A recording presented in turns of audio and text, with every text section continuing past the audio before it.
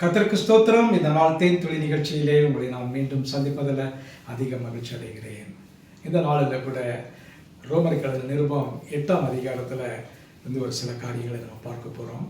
அதில் 2வது வசனத்தை நான் உங்களுக்கு படிக்க விரும்புகிறேன்.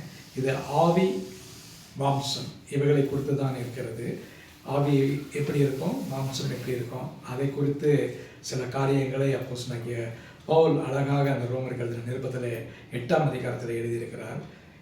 முதல் வசனத்தில் பார்க்கின்ற வேளையில், ஆனபடியால் கிறிஸ்து இயேசுக்குள் உட்பட்டவர்களாக இருந்து மாம்சத்தின்படி நடவாமல் ஆவியின்படி நடக்கிறவர்களுக்கு ஆக்கினை தீர்ப்பில்லை.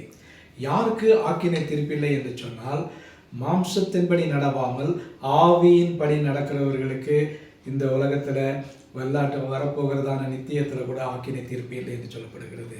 இது எப்படி என்று சொன்னால், அது எப்படி கைகூடி வரும் என்று சொன்னால், 2வது வசனத்தை பார்க்கின்ற வேளையில், கிறிஸ்து இயேசுவினாலே ஜீவனுடைய ஆவியின் பிரமாணம் என்னை பாவம் மரணம் என்பவைகளினின்று விடுதலையாக்கிற்று. என்னை தனிப்பட்ட ரீதியில் இந்த காரியம் இயேசு கிறிஸ்துவின் மூலமாகத்தான் என்னுடைய ஆவியின் ஜீவனுடைய ஆவியின் பிரமாணம் என்னை மரணம், பாவம் மரணம், இது ரெண்டு மிக முக்கியமான ஒரு காரியம். ஒருவருடைய வாழ்க்கையில் மிகவும் ஒரு முக்கியமான ஒரு காரியம் சொன்னால் பாவமாக இருக்கிறது. அதே பாவத்தின் மூலமாக மரணம் உள்ளே வருகிறதா இருக்கிறது. அந்த மரணத்திலிருந்து நம்மை விடுதலையாக்க வேண்டும் என்று சொன்னால் ஒரே ஒருவர் தான் உண்டு. அது இயேசு கிறிஸ்துவினாலே மட்டுமே நமக்கு கிடைக்கக்கூடியதாக இருக்கிறது. இந்த உலகத்தில் பாவத்தை யாருமே போக்க முடியாது, நீக்க முடியாது.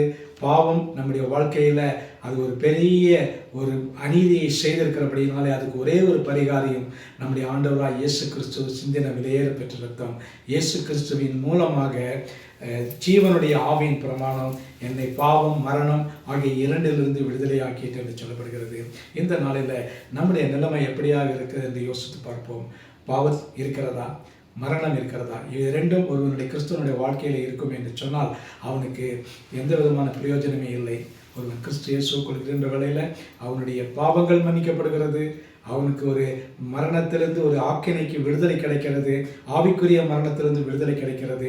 இதை மூலமாக நமக்கு ஒரு பரிபூர்ணதான விடுதலை கிடைக்கிறது. அந்த விடுதலையை நாம் பெற்றுக்கொள்ள இன்னைக்கு இந்த வசனத்தின்படியாக நாம் அவரை நோக்கி பார்ப்போம்.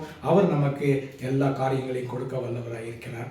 நல்ல ஆண்டவரே, நன்றியோட துதிக்கிறோம், ஸ்தோத்திரிக்கிறோம். இந்த உள்ள வார்த்தைக்காக ஸ்தோத்திரம்.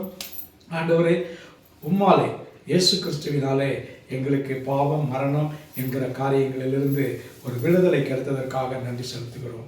இந்த விடுதலையை நாங்கள் தக்க வைத்துக்கொள்ள ஆண்டவரே முழுவதுமாக அதை பெற்று சுதந்திரித்துக் கொள்ள எங்களுக்கு உதவி செய்யும். இந்த நாளிலே நாங்கள் இந்த பாவத்திலிருந்தும் எல்லா மரணமான காரியங்களிலிருந்தும் நாங்கள் ஆவிக்குரிய ரீதியிலே விடுபட்டு ஜீவனோடு இருக்க நீங்கள் எங்களுக்கு உதவி செய்ய வேண்டுமா ஜெபிக்கிறோம். மீட்பர் இயேசுவின் நாமத்தில் ஜெபிக்கிறோம் நல்ல பிதாவே. ஆமேன், ஆமேன். கர்த்தர் உங்களை ஆசீர்வதிப்பாராக. இந்த நாள் மிகவும் மகிழ்ச்சியான சந்தோஷமான நாளாக உங்களுக்கு அமையட்டும்.